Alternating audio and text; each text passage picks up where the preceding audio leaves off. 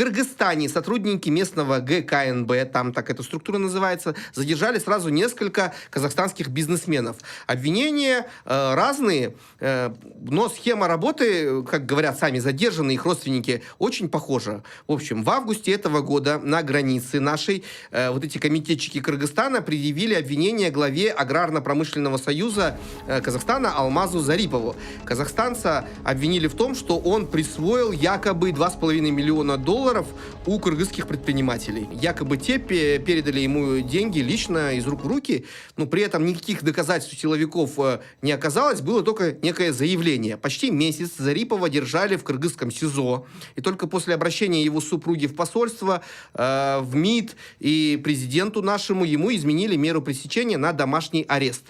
У родных казахстанцев возникли резонные вопросы. Как вообще без доказательств можно проводить арест? А еще, как заявители кыргызские бизнесмены, как они могли миллионы долларов провести через границу и отдать их вообще без расписок, без каких-либо документов, просто в руки этому Зарипову?